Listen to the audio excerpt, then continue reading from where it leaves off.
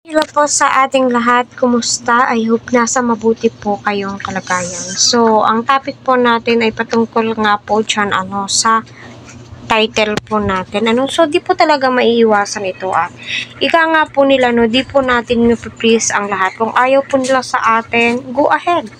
Karapatan nyo yan. Pero kung ayaw nyo sa kalingap, please lang, wag po tayo magbitaw ng salita. Pero ika nga po nila, kapag madaming basher, ay maraming blessings ang darating. Depende naman po yan sa pangbabash.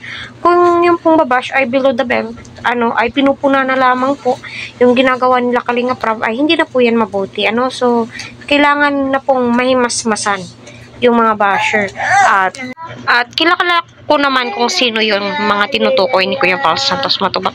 Ang hirap naman po mag-drop name dito po, Basig. Alam nyo na, napakahirap. Kaya patuloy po natin supportahan ang Kalingap, lalong-lalo na po si Kuya Val Santos Matubang na andyan palagi to the rescue kay Kalinga Prab. Syempre, anak po niya yan. Syempre, pagtatanggol niya kasi mas kilala po niya yung anak niya. Ang ating lamang po dito ay yung layunin na nagawa ng Kalingap. Diba? May mga bakas po yan.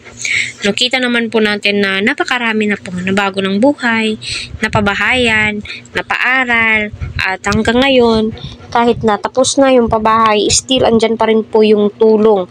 May mga kanya-kanya na pong negosyo, pangkabuhayan, na ibinibigay ang Kalingap, especially ni Kuya Val Santos Matubang, Kalingap Prab. So, nakakainis din po yung mga mindset ng iba. Yung puna ng puna, walang ibang ginawa kundi punaan ng puna, hinahanapan ng butas, pag konting pagkakamali, konting desisyon, ay napupuna agad nila. So, alam niyo, napakapangit na ugali yan. Siguro sa personal, ang papangit ng mga ugali niyan.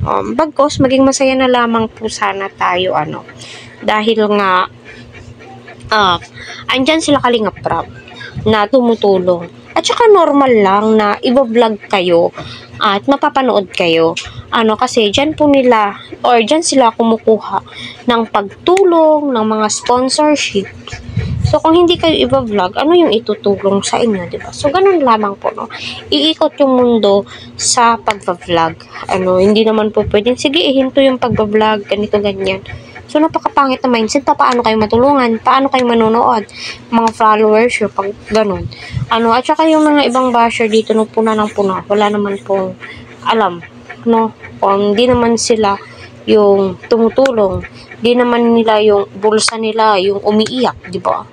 Kaya nga Kalinga Prab, tignan nyo, si Tatay Robin, malaki yung problema po niya. Pero andyan pa rin po si Kalinga Prab, handang tulungan si Tatay Robin, di ba nakakatuwang ganun?